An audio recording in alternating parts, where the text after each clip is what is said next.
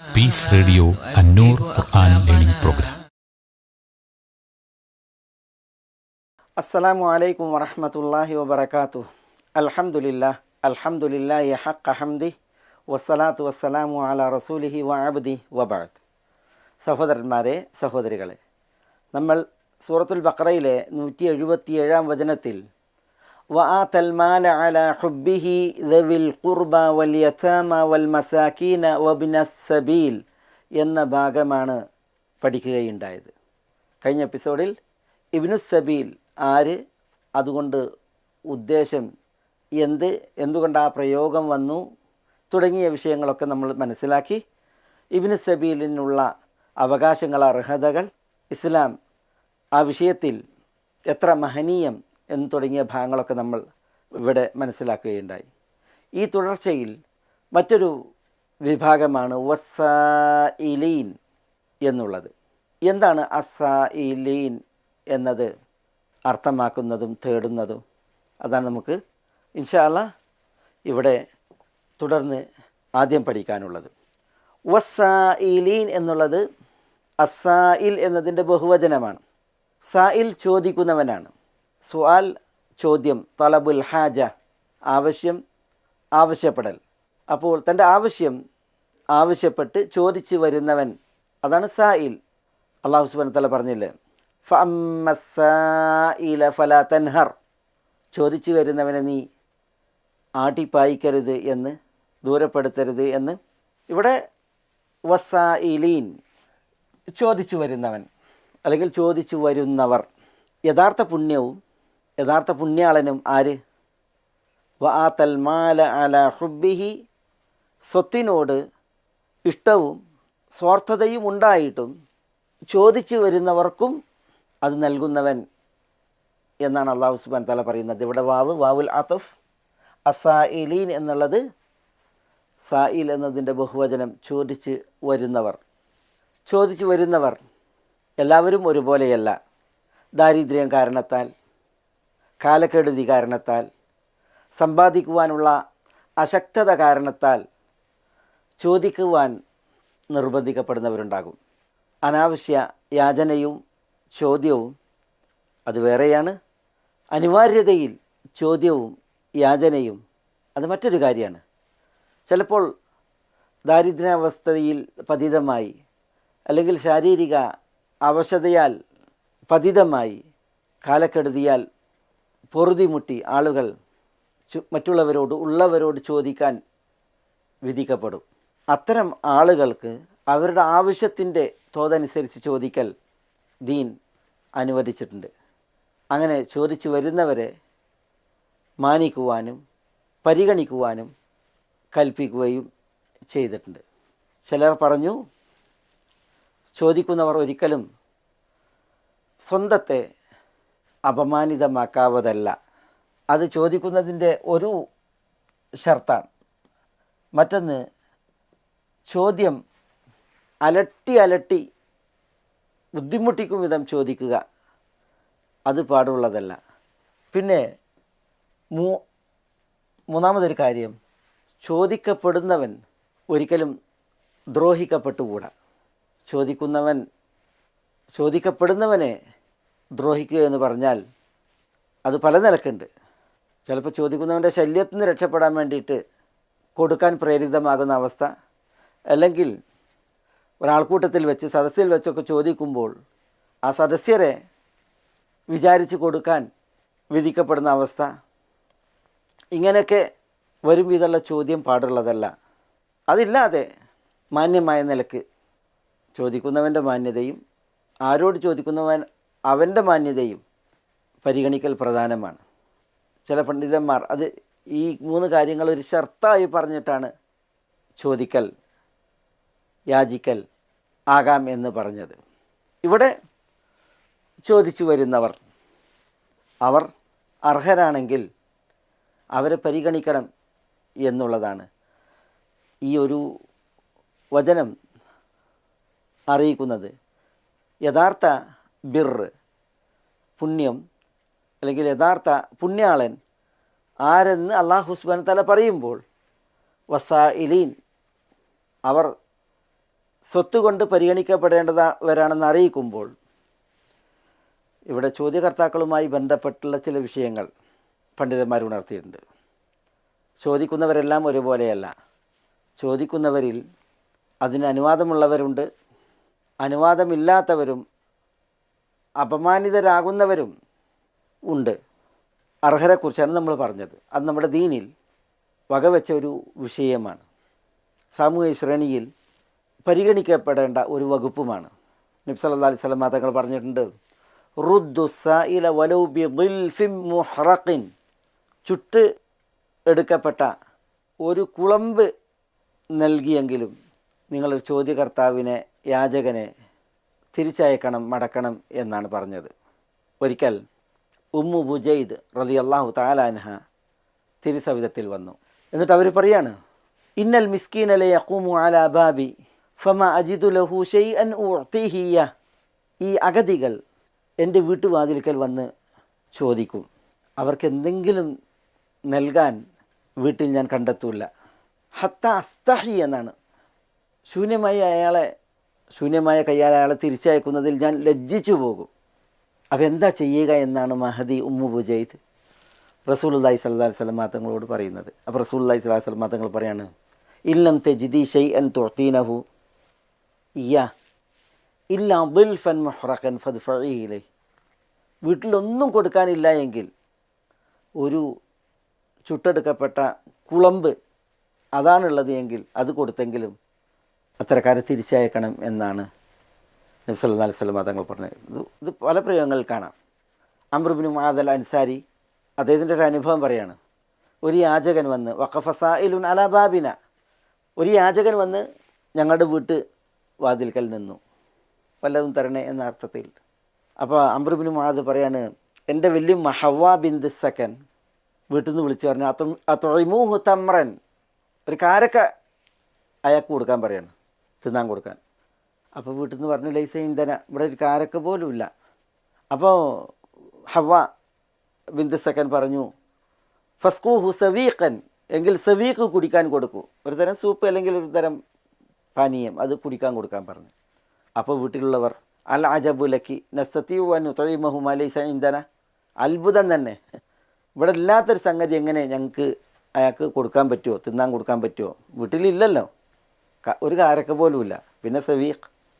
അപ്പോൾ അവിടെ ഹവ്വ ബിന്ത് സക്കൻ അനുബന്ധം പറഞ്ഞ് അവരോട് പറഞ്ഞത്, റസൂലുള്ളാഹി സ്വല്ലല്ലാഹു അലൈഹി വസല്ലം തങ്ങൾ പറയുന്നത് ഞാൻ കേട്ടിട്ടുണ്ട്, ലാ തറുദ്ദു സായില, ഒരിക്കലും യാചകനെ നിങ്ങൾ വെറുതെ മടക്കരുത്, വലൗ ബിദിൽഫിൻ മുഹ്റഖിൻ, ചുട്ടെടുക്കപ്പെട്ട ഒരു കുളമ്പ് നൽകിയെങ്കിലും നിങ്ങൾ യാചകനെ പരിഗണിക്കണം, വെറുതെ മടക്കരുത് എന്ന് റസൂൽ സല്ലല്ലാഹു അലൈഹി വസല്ലം തങ്ങൾ പറഞ്ഞിട്ടുണ്ട് എന്നാണ് അവിടെ മഹദി അറിയിച്ചത്. അപ്പോൾ നോക്കൂ നിങ്ങൾ, ഈ സായിൽ അർഹനാണ് എങ്കിൽ ഇല്ലായ്മയും വല്ലായ്മയുമാണ് അവനെ അതിന് പ്രേരിതമാക്കുന്നത് എങ്കിൽ അവർ പരിഗണിക്കപ്പെടേണ്ടതുണ്ട് എന്നാണ് നമ്മളുടെ ദീൻ പഠിപ്പിക്കുന്നത്. ആവശ്യക്കാരനാണ് എങ്കിൽ വിഗണിക്കപ്പെട്ടുകൂടാ. നമ്മൾ എപ്പോഴും കേൾക്കാറുള്ള ഒരു ഹദീസാണല്ലോ, വിചാരണയുടെ വേദിയിൽ അല്ലാഹു സുബ്ഹാനഹു വ തആല ചിലരെ വിചാരണ ചെയ്യുമ്പോൾ, യബ്ന ആദം ഇസ്തത്അംതുക ഫലം തുത്ഇമിനി, ഞാൻ നിന്നോട് ഭക്ഷണം ചോദിച്ചു, നീ എന്നെ തീറ്റിയില്ല, അല്ലാഹു സുബ്ഹാനഹു വ തആല പറയുന്നത്. അപ്പോൾ അടിയാൻ വിചാരണയുടെ വേദിയിൽ അള്ളാഹിനോട് വകൈഫ തുഇമുക് വഅൻത റബ്ബുൽ ആലമീൻ, നീ റബ്ബുൽ ആലമീനല്ലേ, ഞാൻ എങ്ങനെ നിന്നെ തീറ്റുമെന്ന് പറഞ്ഞപ്പോൾ പ്രതികരിക്കുമ്പോൾ അള്ളാഹു, അമ അലിംത അന്നഹു ഇസ്തത്അമക അബ്ദി ഫുലാനുൻ ഫലം തുത്ഇമുഹു, എൻ്റെ ഇന്നദാസൻ നിന്നോട് ഭക്ഷണം ചോദിച്ചില്ലേ, യാചിച്ചില്ലേ, നീ അയാൾക്ക് തിന്നാൻ കൊടുത്തില്ല. അമ അലിംത അന്നക ലൗ അത്അംതഹു ലവജദ്തഹു ദാലിക ഇൻദി, അന്ന് അയാൾക്ക് നീ തിന്നാൻ കൊടുത്തിരുന്നുവെങ്കിൽ നിൻ്റെ ആ ദാനം അത് ഇവിടെ എൻ്റെ അടുക്കൽ നിനക്കത് കാണാമായിരുന്നില്ലേ. ഇതേപോലെ യബ്ന ആദം ഇസ്തസ്ഖൈതുക ഫലം തസ്ഖിനി, നിന്നോട് ഞാൻ വെള്ളം ചോദിച്ചു, നീ എനിക്ക് വെള്ളം തന്നില്ല എന്നുള്ള വിചാരണയുടെ വേദിയിൽ ചിലരോട് പറയുമെന്നാണ്. അപ്പോൾ യാ റബ്ബ് കൈഫ അസ്ഖിക വഅൻത റബ്ബുൽ ആലമീൻ, നീ റബ്ബുൽ ആലമീൻ അല്ലേ, നിനക്ക് ഞാൻ എങ്ങനെ ദാഹജലം തരും. അപ്പോൾ ഇസ്തസ്ഖാക അബ്ദി ഫുലാനുൻ, നിന്നോട് എൻ്റെ ഇന്ന ദാസൻ പാനജലം ചോദിച്ചിട്ടുണ്ട്, ഫലം തസ്ഖിഹി, നീ അവന് വെള്ളം കുടിപ്പിച്ചിട്ടില്ല. അമ ഇന്നക ലൗ സഖൈതഹു വജദത ദാലിക ഇൻദി, അന്ന് അവനെ നീ കുടിപ്പിച്ചിരുന്നുവെങ്കിൽ ഇന്നത് നിനക്ക് എൻ്റെ അടുക്കൽ ഈ വിചാരണയുടെ വേദിയിൽ പുണ്യമായി നന്മയായി കണ്ടെത്താമായിരുന്നു എന്നൊക്കെ അല്ലാഹു സുബ്ഹാനഹു വ തആല പറയുന്ന ഒരു ഹദീസ് ഇമാം മുസ്ലിം നിവേദനം ചെയ്യുന്ന ഹദീസ്. അവിടെ നോക്കൂ നിങ്ങൾ, ഒരാൾ യാചകനായി ആവശ്യക്കാരനായി വന്ന് ഭക്ഷണം ചോദിച്ച വിഷയം, ജലം ചോദിച്ച വിഷയം, അതാണ്. ഒരാൾ ഭക്ഷണം ചോദിക്കുമ്പോൾ അയാളുടെ പശിയടങ്ങാനാണ്. ദാഹജലം ചോദിക്കുമ്പോൾ ദാഹം ശമിപ്പിക്കാനാണ്. അത് പരിഗണിക്കണം എന്നുള്ളതാണ്. അയാൾ ആവശ്യക്കാരനായതുകൊണ്ടാണ് ആ യാചന. അതുകൊണ്ട് അത്തരം ആവശ്യക്കാരെ, യാചകരെ, ചോദിക്കുന്നവരെ പരിഗണിക്കണം എന്നുള്ളത് ഈ പ്രയോഗങ്ങൾ നമ്മളെ പഠിപ്പിക്കുകയാണ്. നമ്മൾ പറഞ്ഞു ആവശ്യക്കാരനാണ് എങ്കിൽ. എന്നാൽ അനാവശ്യമായിട്ടുള്ള യാചനയാണ് എങ്കിൽ അത് ഗൗരവപ്പെട്ട വിഷയമാണ്. ഇബ്നു മസ്ഊദ് റളിയല്ലാഹു തആല അൻഹു ഒരു മരണത്തെക്കുറിച്ച് പറയുന്നുണ്ട്. വിശുദ്ധ മദീനയിൽ ഒരു അടിമ മരണപ്പെട്ടു. അപ്പോൾ റസൂലുള്ളാഹി സ്വല്ലല്ലാഹു അലൈഹി വസല്ലം തങ്ങളുടെ അടുക്കൽ ആ വിവരം പറഞ്ഞു, ഇങ്ങനെ ഒരാൾ മരണപ്പെട്ടിട്ടുണ്ട്. ഇബ്നു മസ്ഊദ് പറയുകയാണ്, ഞങ്ങളൊക്കെ സവിധത്തിലുണ്ട്. അപ്പോഴാണ് തൂഫിയ ഫുലാനുൻ, ഇന്ന വ്യക്തി മരിച്ചിരിക്കുന്നു എന്ന് പറഞ്ഞത്. അപ്പോൾ റസൂലുള്ളാഹി സ്വല്ലല്ലാഹു അലൈഹി വസല്ലം തങ്ങളുടൻ ഉൻദുറു ഹൽ തറക ഷൈഅൻ, അയാൾ എന്തെങ്കിലും സ്വത്ത് ശേഷിപ്പിച്ചിട്ടുണ്ടോ എന്ന് നോക്കാൻ പറഞ്ഞു. അപ്പോൾ പറഞ്ഞു തറക ദീനാറൈൻ ഔ ദിർഹമൈൻ, 2 ദീനാർ അല്ലെങ്കിൽ 2 ദിർഹം അയാൾ വിട്ടേച്ചിട്ടുണ്ട് എന്ന് പറയാണ്. അപ്പോൾ റസൂൽ പറഞ്ഞത് കയ്യത്താനി എന്നാണ്, തീയിൽ ചുട്ടെടുക്കപ്പെട്ടത് എന്നാണ് ഇതിനെക്കുറിച്ച് പറഞ്ഞത്. ആ 2 ദീനാറിനെ കുറിച്ച് അല്ലെങ്കിൽ ദിർഹമിനെ കുറിച്ച് പറഞ്ഞത്. എന്താ ഈ വ്യക്തിൻ്റെ വിശേഷം? എന്തിനാണ് റസൂലുള്ളാഹി സ്വല്ലല്ലാഹു അലൈഹി വസല്ലം തങ്ങൾ ഇങ്ങനെ പറഞ്ഞത്? നിവേദനങ്ങളിൽ കാണാം, ദാക റജുലുൻ കാന യസ്അലുന്നാസ തകസ്സുറൻ, അയാൾ ജനങ്ങളോട് യാചിക്കുന്ന വ്യക്തിയായിരുന്നു. എന്തിനാ യാചിക്കുന്നത്? തകസ്സുറൻ, ഇല്ലായ്മക്ക് പരിഹാരമായിട്ടല്ല, പട്ടിണിയും പരിവട്ടവും കൊണ്ടല്ല, പിന്നെയോ സ്വത്ത് കൂട്ടാൻ, കുമിച്ചു കൂട്ടാൻ, വർദ്ധിപ്പിക്കാൻ, ആവശ്യത്തിനല്ല, പിന്നെയോ അനാവശ്യമായ യാചന, അതായിരുന്നു അയാളുടെ മേൽവിലാസം. അതുകൊണ്ടാണ് നബി സല്ലല്ലാഹു അലൈഹി വസല്ലം തങ്ങൾ ആ മരിച്ച മനുഷ്യൻ്റെ വിഷയത്തിൽ ഇങ്ങനെ പ്രതികരിച്ചത് എന്ന് ഈ സംഭവത്തിൽ വായിക്കുകയാണ്. അപ്പോൾ യാചന, അനാവശ്യ യാചന, അതിൻ്റെ അപകടം എത്രമേൽ എന്നതാണ് ഇവിടെ നമ്മൾ പഠിക്കുന്നത്. ഇവിടെ വസ്സായിലീൻ, യാചിച്ചു വരുന്നവർ എന്ന് പറയുമ്പോൾ, ചോദിച്ചു വരുന്നവർ എന്ന് നമ്മൾ മനസ്സിലാക്കുമ്പോൾ നബി സല്ലല്ലാഹു അലൈഹി വസല്ലം തങ്ങൾ നടത്തിയൊരു പ്രയോഗം, അത് ചേർത്താണ് ഇത് മനസ്സിലാക്കേണ്ടത്. എന്താണ് നബി സല്ലല്ലാഹു അലൈഹി വസല്ലം തങ്ങൾ പറഞ്ഞത്? ഇന്നൽ മസ്അലത്ത്, ചോദിക്കൽ, മസ്അലയിൽ നിന്നാണ്, സുആലിൽ നിന്നാണ് സായിലീൻ വ്യുൽപ്പന്നമാകുന്നത്. ചോദിക്കൽ ലാ തഹില്ലു ലി ഗനിയിൻ, അത് ഗനിയിന് അനുവദനീയമല്ല. ആരാ ഗനി? റിച്ച്, സമ്പന്നൻ.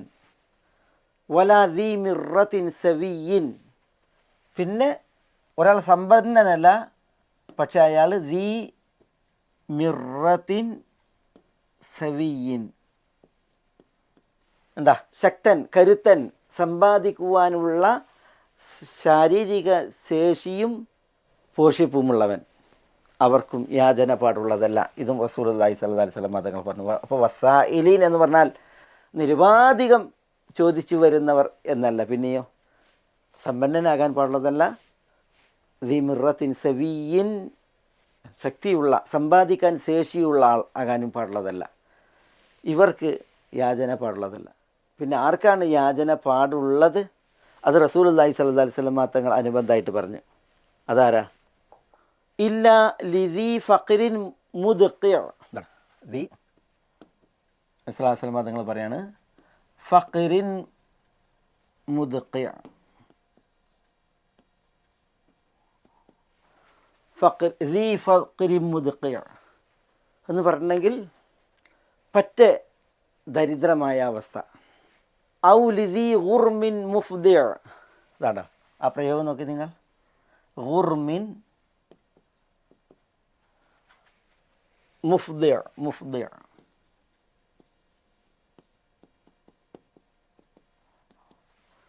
എന്ന് പറഞ്ഞെങ്കിൽ ഭാരിച്ച കടമുള്ളവൻ, കടഭാരമുള്ളവൻ, അതാണ് ഉദ്ദേശം. പിന്നെ മൂന്നാമത്തെ ആൾ ഔലിദി ദമിൻ മൂജിയ, അതാണ് ദമിൻ മൂജിയ.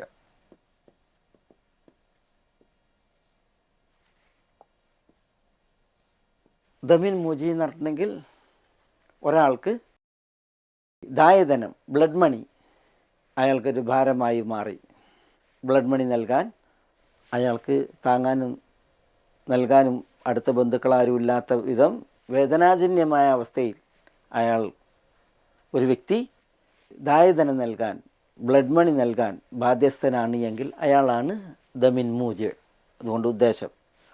അപ്പോൾ റസൂലുള്ളാഹി സ്വല്ലല്ലാഹു അലൈഹി വസല്ലമ തങ്ങൾ ഇവിടെ പറയുന്നത് ഖനിയിന്, റിച്ചിന് യാചന പാടില്ല, സമ്പന്നന്.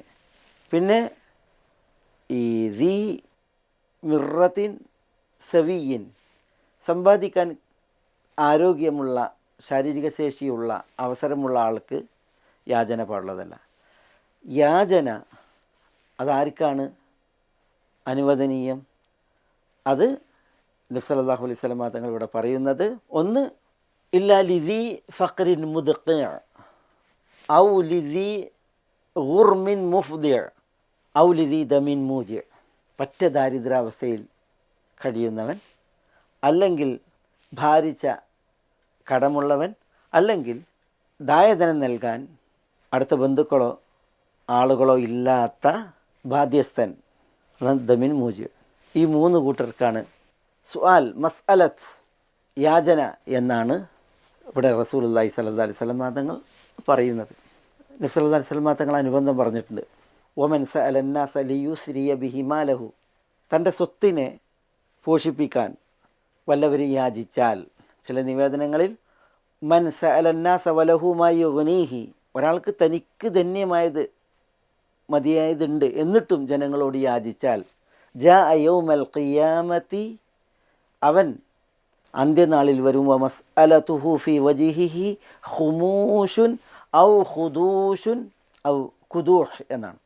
അവൻ്റെ യാചന അവൻ്റെ മുഖത്ത് അവന് വൈകൃതം, മുറിവുകൾ തീർത്തുകൊണ്ട് അപമാനമായിട്ട് വരും എന്നുള്ളതാണ്. അവൻ യാചിച്ചത് അവൻ്റെ മുഖത്ത് വികൃതമായിട്ട് തെളിഞ്ഞുകൊണ്ടായിരിക്കും അവൻ അന്ത്യനാൾ വരിക എന്നാണ്. അള്ളാഹു നമ്മളെ കാക്കുമാറാവട്ടെ, നഊദു ബില്ലാഹ്. മാത്രമല്ല അവൻ്റെ യാചന ചില നിവേദനങ്ങളാണ് വറദുഫൻ യഅകുലുഹു മിൻ ജഹന്നം എന്നാണ്. നരകത്തീയിൽ നിന്ന് അവൻ തിന്നുന്ന റദുഫ്, റദുഫ് എന്ന് പറഞ്ഞാൽ ചുടുകട്ട, ചുടുകല്ലായിട്ട് അവൻ്റെ യാചന മാറും എന്ന് നബി സല്ലല്ലാഹു അലൈഹി വസല്ലം തങ്ങൾ പറഞ്ഞു. അള്ളാഹു നമ്മളെ കാക്കട്ടെ. അല്ലാഹുമ്മ അജിർനാ മിനന്നാർ. ഫമൻ ശാഅ ഫല്യുഖില്ല വമൻ ശാഅ ഫല്യുക്സിർ. എന്നിട്ട് റസൂല പറയാണ്, അതുകൊണ്ട് തന്നെ യാചിച്ചിട്ട് ഈ അപമാനം, അതേപോലെ തന്നെ ഈ തീക്കട്ട, അതാരെങ്കിലും കുറക്കാൻ ഉദ്ദേശിക്കുന്നുവെങ്കിൽ അവൻ കുറക്കട്ടെ, വമൻ ശാഅ ഫല്യുക്സിർ, ഇനി അത് കൂട്ടാൻ ഉദ്ദേശിക്കുന്നവൻ അത് കൂട്ടട്ടെ എന്ന് റസൂലുള്ളാഹി സ്വല്ലല്ലാഹു അലൈഹി വസല്ലം അവരുടെ വിഷയത്തിൽ പറഞ്ഞു എന്നാണ്. നബി സല്ലല്ലാഹു അലൈഹി വസല്ലം തങ്ങൾ ഇങ്ങനെ ഈ ഒരു വിശദീകരിച്ചപ്പോൾ യാചന പാടില്ല, രണ്ട് കൂട്ടർക്ക് യാചന അല്ലെങ്കിൽ ചോദ്യം ആകാവുന്നത് മൂന്ന് വിഭാഗം ആളുകൾക്ക്. അനാവശ്യ യാചന, അതിൻ്റെ ഫലം തിക്തഫലമാണ്, അത് അന്ത്യനാളിൽ ഇങ്ങനെയാണെന്ന് പറഞ്ഞപ്പോൾ ചില ആളുകൾ ചോദിക്കുകയാണ്, യാ റസൂലല്ലാഹ് വമാ യുഗ്നീഹി, ഒരാൾ തനിക്ക് മതിയായതിനപ്പുറം ചോദിച്ചാൽ എന്നാണ്. അപ്പോൾ തനിക്ക് മതിയായത്, തനിക്ക് ധന്യമായത് എത്രയാണെന്ന് ചോദിക്കുകയാണ്. അപ്പോൾ റസൂലുള്ളാഹി സ്വല്ലല്ലാഹു അലൈഹി വസല്ലം തങ്ങൾ പറഞ്ഞു കൊടുത്തു എന്നാണ്, 50 ദിർഹമൻ, 50 ദിർഹം, ഔ ഖീമത്തുഹാ മിന ദഹബ്, അല്ലെങ്കിൽ അതിൻ്റെ മൂല്യമൊത്ത സ്വർണം, 50 ദിർഹം, അതാണ് മാ യക്ഫീഹി എന്ന്, അല്ലെങ്കിൽ മാ യുഗ്നീഹി, ഒരാൾക്ക് ധന്യമായത് എന്ന് നബിയുനാ മുഹമ്മദ് സല്ലല്ലാഹു അലൈഹി വസല്ലം തങ്ങൾ അവിടെ പഠിപ്പിച്ചു എന്നാണ് ഹദീസിൽ. ഒന്ന് ആലോചിച്ച് നോക്കൂ നിങ്ങൾ, അനാവശ്യ യാചനയുടെ അപകടം. യാചന, ചോദിക്കൽ, അത് ആർക്കാണ് അനുവദനീയം എന്നുള്ള വിഷയം. നബി സല്ലല്ലാഹു അലൈഹി വസല്ലം തങ്ങളുടെ ശിക്ഷണം ഈ വിഷയത്തിൽ വളരെ സുന്ദരമാണ്. അതുകൊണ്ടാണ് ഈ അബൂ സഈദ് അൽ ഖുദരി, നമ്മൾ മുമ്പ് ഇവിടെ ക്ലാസ്സിൽ പറഞ്ഞിട്ടുണ്ടാകും, അബൂ സഈദ് അൽ ഖുദരി, അതിൻ്റെ ഉമ്മ, അവരുടെ പേരാണ് എനിക്ക് തോന്നുന്നത് അൽ ഖുദ്റ. ഏതായാലും അദ്ദേഹത്തിൻ്റെ ഉമ്മ അദ്ദേഹത്തെ തിരുസവിധത്തിലേക്ക് അയക്കുന്നുണ്ട്. എന്തിന്?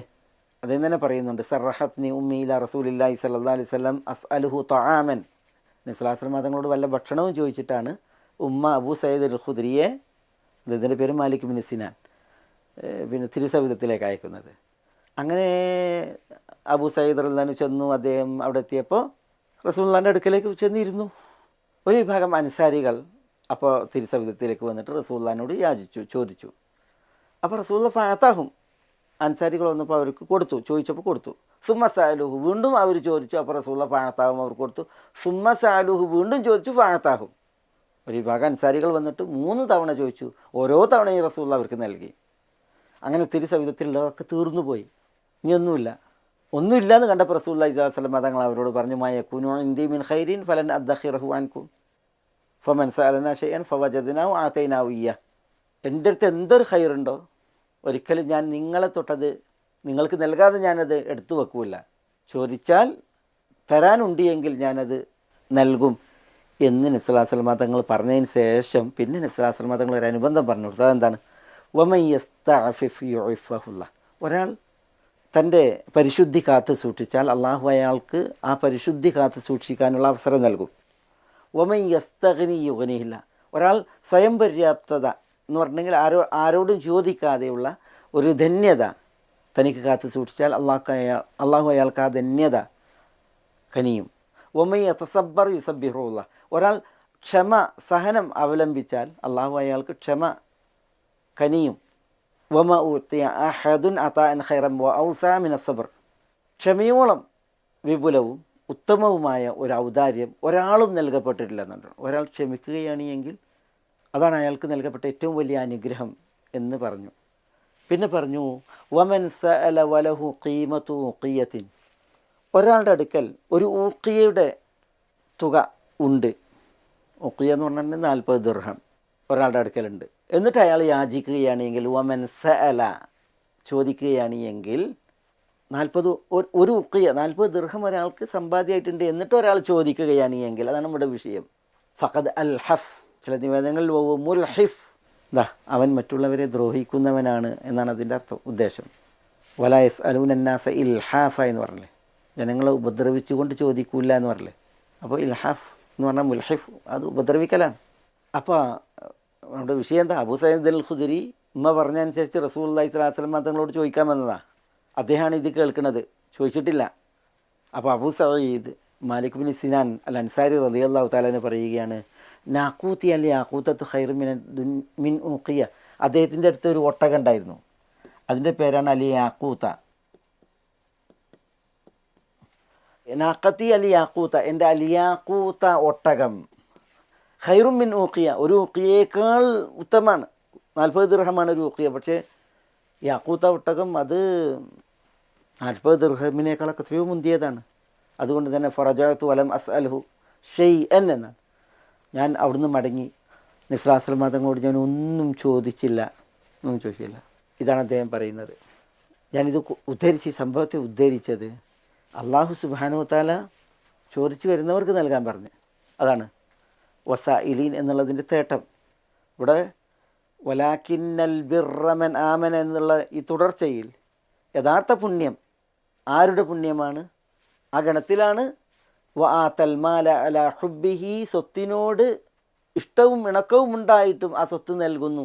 ആർക്ക് നൽകുന്നു? വസായിലീൻ, ചോദിച്ചു വരുന്നവർക്കും. ഈ ചോദിച്ചു വരുന്നവർക്കും എന്ന് പറയുമ്പോൾ ചോദിച്ചു വരുന്നവരെ പരിഗണിക്കണം എന്നുള്ളത് നമ്മൾ പഠിപ്പിക്കപ്പെടുന്നു. പക്ഷേ ഇത് ചോദിച്ചു വരുന്നവർ അവർക്കുള്ള എല്ലാവർക്കുമുള്ള ഒരു പ്രോത്സാഹനവും പ്രചോദനവുമല്ല. ചോദിച്ചു വരുന്നവരെല്ലാം ഒരേ ഗണത്തിലല്ല. ചോദിച്ചു വരുന്നവരിൽ ഫഖറിനാൽ ചോദിച്ചു വരുന്നവരുണ്ട്, കടഭാരത്താൽ ചോദിച്ചു വരുന്നവരുണ്ട്, ബാധ്യത ഭാരത്താൽ വരുന്നവരുണ്ട്. അവർ അനുവാദമുള്ളവരാണ്, പരിഗണിക്കപ്പെടേണ്ടവരുമാണ്. എന്നാൽ ചോദിച്ചു വരുന്നവരിൽ അന്യായക്കാരുണ്ട്, അനാവശ്യ യാചന നടത്തുന്നവരുണ്ട്. അവർ പ്രോത്സാഹിപ്പിക്കപ്പെടേണ്ടവരോ അവർ നൽകപ്പെടേണ്ടവരോ അല്ല. അവർ നാളെ പടച്ച റബ്ബിങ്കൽ അപമാനിതരാകുന്ന, നിന്ദ്യമായി പരലോക കോടതിയിൽ സാക്ഷികളാകുന്ന ആളുകളാണ് എന്നുള്ളതാണ് ഇവിടെ നമുക്ക് മനസ്സിലാക്കുവാനുള്ളത്. അത് ഉൾക്കൊള്ളാനാണ് ചില ചരിത്രങ്ങളുടെ വെളിച്ചത്തിൽ ഞാൻ ഈ ഒരു ഭാഗം ഇവിടെ വിശദീകരിച്ചത്. ഈ തുടർച്ചയിൽ ഇനി നമുക്ക് മനസ്സിലാക്കുവാനുള്ളത് വഫിർ റിഖാബ് എന്നുള്ളതാണ്. വഫിർ റിഖാബ്, റിഖാബിൻ്റെ വിഷയത്തിലും എന്നാണ്, റിഖാബിൻ്റെ മാർഗത്തിലും. എന്താണ് ഈ പറഞ്ഞത്? വആതൽ മാല അലാ ഹുബ്ബിഹി, ഈ വ്യക്തി പുണ്യാളൻ സ്വത്തിനോട് ഇണക്കമുണ്ടായിട്ടും ഇഷ്ടമുണ്ടായിട്ടും അത് നൽകും. ഫിർ റിഖാബ്, റിഖാബിൻ്റെ മാർഗത്തിൽ എന്നാണ്. റിഖാബ് ഇവിടെ ഉദ്ദേശം അടിമകളാണ്, അടിമ മോചനമാണ്. റിഖാബ് എന്നുള്ളത് റഖബത്തിൽ നിന്നാണ് അത് വ്യുൽപ്പന്നമാകുന്നത്. റഖബത്ത് ശരിക്ക് നമ്മളുടെ ഈ പിരടിക്കാണ് പറയുക, നമ്മുടെ കഴുത്തിൻ്റെ പിൻഭാഗത്തിന്. മുറാഖബ, റഖീബ്, ഇതൊക്കെ ഇതുമായി ബന്ധപ്പെട്ടിട്ടുള്ള പദങ്ങളാണ്. നിരീക്ഷിക്കുക എന്നതാണല്ലോ മുറാഖബ. ഒരാൾ നിരീക്ഷിക്കുമ്പോൾ തൻ്റെ കഴുത്ത് നീട്ടി നോക്കുന്നത് കാരണത്താലാണ് മുറാഖബ എന്ന് പറയപ്പെട്ടത്. അഅതഖല്ലാഹു റഖബതഹു എന്ന് പറയും. അള്ളാഹു അവൻ്റെ റഖബത്തിനെ നരകത്തിയിൽ നിന്ന് മോചിപ്പിക്കട്ടെ. റഖബത്ത് ഹദീസിൽ കാണാം, ജുമുഅയുമായി ബന്ധപ്പെട്ട ഹദീസിൽ യഹ്ദുറുൽ ജുമുഅത്ത സലാസത്ത്, 3 കൂട്ടർ ജുമുഅയിൽ സംബന്ധിക്കും. ഫറജുലുൻ ഹദറഹ യൽഹു, ചിലർ ജുമുഅയിൽ സംബന്ധിച്ചിട്ടുണ്ടെങ്കിൽ അവൻ കളിക്കും, ജുമുഅയെ പാഴാക്കും. വറജുലുൻ ഹദറഹ ബിദുആഇൻ വസലാത്തിൻ, ചിലർ ദുആ ചെയ്ത് നിസ്കരിച്ച് ജുമുഅയിൽ പങ്കെടുക്കും. വറജുലുൻ ഹദറഹ ബിസുക്കൂത്തിൻ വ ഇൻസാത്തിൻ, ചിലർ ജുമുഅയിൽ പങ്കെടുക്കും മൗനം ദീക്ഷിച്ച് സാഗൂതം ഖുതുബയൊക്കെ ശ്രവിച്ച്. അവിടെ കാണാം വലം യതഖത്ത റഖബത മുസ്ലിമിൻ, അവൻ ഒരു മുസ്ലിമിൻ്റെ പിരടിയെ ചാടിക്കടന്നിട്ടില്ല. വലം യുദി അഹദൻ, ആരെയും ദ്രോഹിച്ചിട്ടുമില്ല. ഫദാലിക ഹുവ ഹഖുഹ, അത് അവനുള്ള അവകാശമാണ് എന്ന് പറഞ്ഞെങ്കിൽ ജുമുഅ അവനുള്ള ഹക്കാണ്. ഫഹിയ കഫാറത്തുൻ ഇലൽ ജുമുഅത്തില്ലത്തി തലീഹ, അടുത്ത ജുമുഅക്ക് വരെയും, ഈ ജുമുഅ മുതൽ അടുത്ത ജുമുഅക്ക് വരെയും അവന് പാപങ്ങൾക്ക് പരിഹാരവും പ്രായശ്ചിത്തവുമാണ്. വസിയാദത്തു സലാസത്തി അയ്യാമിൻ, കൂടുതൽ 3 ദിവസവും. അപ്പോൾ പിന്നെ ഒരാഴ്ച മുതൽ മറ്റേ ജുമുഅ വരെ 7, പിന്നെ 3 ദിവസവും. എന്നിട്ട് അവിടെ റസൂലുള്ളാഹി സ്വല്ലല്ലാഹു അലൈഹി വസല്ലം തങ്ങൾ ഇത് പറഞ്ഞു ഓതി എന്നാണ്. മൻ ജാഅ ബിൽ ഹസനത്തി ഫലഹു അശ്റു അംസാലിഹ, ഒരാൾ ഒരു ഹസനത്ത് കൊണ്ടുവന്നാൽ അവന് 10 മടങ്ങ് എന്നാണല്ലോ. അപ്പോൾ ഒരാഴ്ച മുതൽ അടുത്ത ആഴ്ച വരെ പ്രായശ്ചിത്തം, പിന്നെ 3 ദിവസവും. അതായിരിക്കാം റജുലുൻ ഹദറഹ ബിസുക്കൂത്തിൻ വ ഇൻസാത്തിൻ വലം യതഖത്ത റഖബത മുസ്ലിമിൻ വലം യുദി അഹദൻ, വളരെ മൗനിയായി ഖുതുബയൊക്കെ ശ്രവിക്കുന്നവനായി ജുമുഅയിൽ സംബന്ധിക്കുകയും ഒരാളുടെയും പിരടി ചവിട്ടി കിടക്കാതെ, റഖബത്ത മുസ്ലിം വലം യുദി അഹദിൻ, ആരെയും ദ്രോഹിക്കാതെ ജുമുഅയിൽ പങ്കെടുക്കുന്നവർ, അവർക്കുള്ള ആനുകൂല്യവും അനുഗ്രഹമാണ് ഇവിടെ പറഞ്ഞത്. ഞാനിത് പറഞ്ഞത് അവിടെ ആ റഖബത്ത മുസ്ലിം എന്നുള്ള പ്രയോഗം മനസ്സിലാക്കാനാണ്. ജുമുഅയുമായി ബന്ധപ്പെട്ട തന്നെ ഒരു ഹദീസിൽ ദഖല റജുലുൻ മസ്ജിദ യൗമൽ ജുമുഅ, വെള്ളിയാഴ്ച ഒരാൾ മസ്ജിദിൽ പ്രവേശിച്ചു. റസൂലുള്ളാഹി സ്വല്ലല്ലാഹു അലൈഹി വസല്ലം യഖ്തുബ, അപ്പോൾ റസൂലുള്ളാഹി ഖുതുബ പറയാണ്. ഫജഅല യതഖത്ത റിഖാബൻ നാസ്, കണ്ടോ റിഖാബ്, ആ ജുമുഅക്ക് വന്ന വ്യക്തി ജനങ്ങളുടെ റിഖാബിനെ യതഖത്ത എന്നാണ്. റിഖാബ് എന്ന് പറഞ്ഞാൽ പിരടികൾ, ജനങ്ങളുടെ ചുമലിൽ കാലിട്ട് പിരടി താണ്ടിയാണ് അയാൾ മുന്നോട്ട് പോകുന്നത്. അപ്പോൾ റസൂലുള്ളാഹി സ്വല്ലല്ലാഹു അലൈഹി വസല്ലം തങ്ങൾ അയാളോട് പറഞ്ഞു, ഇജ്ലിസ് ഫഖദ് ആദൈത വ ആനൈത, ഇരിക്കാൻ പറയാണ്, വൈകി വന്നു ആളുകളെ ദ്രോഹിക്കുകയും ചെയ്തു എന്നുള്ള ഒരു വിമർശനം നബി സല്ലല്ലാഹു അലൈഹി വസല്ലം തങ്ങളിൽ നിന്ന് അയാൾക്ക് നേരെ ഉണ്ടായി എന്നാണ്. റിഖാബ് പിരടികൾക്കാണ് പറയുക. അതാണ് ഫൈദാ ലഖീതുമുൽ ലദീന കഫറു ഫദർബർ റിഖാബ് എന്ന് അല്ലാഹു സുബ്ഹാനഹു വ തആല പറഞ്ഞില്ലേ.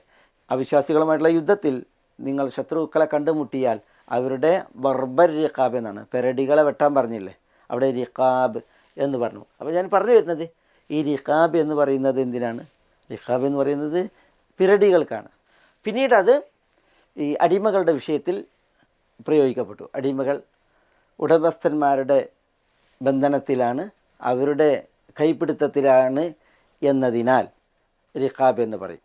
നബി സല്ലല്ലാഹു അലൈഹി വസല്ലം തങ്ങൾ ഒരിക്കൽ ചോദിക്കപ്പെടുന്നുണ്ട്, ഫഅയ്യു റിഖാബി അഫ്ദലു, റിഖാബിലേതാണ് ഏറ്റവും ശ്രേഷ്ഠം? അടിമകളെ മോചിപ്പിക്കുമ്പോൾ അതിലേറ്റവും ശ്രേഷ്ഠം ഏത് എന്ന് ചോദിക്കുമ്പോൾ പറയുന്നുണ്ട്, അഗ്ലാഹ സമനൻ വ അൻഫസുഹ ഇൻദ അഹ്ലിഹ, ഏറ്റവും വിലപിടിപ്പുള്ള അടിമയെ, ഏതൊരടിമയാണ് ഒരു കുടുംബത്തിൽ ഏറ്റവും അവർക്ക് അമൂല്യമായത്, വില കൂടിയത്, അത്തരം അടിമകളെ മോചിപ്പിക്കൽ എന്ന് പറയുന്നുണ്ട്. എന്ന് പറഞ്ഞിട്ടുണ്ടെങ്കിൽ പിന്നെ ഈ അടിമമോചനം അത് എത്ര വില നൽകേണ്ടി വന്നാലും അത് വില നൽകി മോചിപ്പിക്കുക എന്ന അർത്ഥത്തിൽ, അടിമമോചനത്തിനുള്ള ആ ഒരു പ്രോത്സാഹനമാണ് അവിടെ ഉള്ളത്. ഏതായാലും ഇവിടെ വഫിർ റിഖാബ് എന്ന് അല്ലാഹു സുബ്ഹാനഹു വതആല പറഞ്ഞു, അടിമകളെ മോചിപ്പിക്കുന്ന മാർഗേണയും ഈ വ്യക്തി വആതൽ മാല അലാ ഹുബ്ബിഹി എന്നാണ് അല്ലാഹു സുബ്ഹാനഹു വതആല പറയുന്നത്. ഇൻഷാ അല്ലാഹ് ചില വിഷയങ്ങൾ നമുക്ക് ഇതിൽ മനസ്സിലാക്കാനുണ്ട്. അതും പിന്നെ ആയത്തിൻ്റെ ബാക്കി ഭാഗങ്ങളും അടുത്ത എപ്പിസോഡിൽ തുടർന്ന് പഠിക്കാം ബിഇദ്നില്ലാഹ്.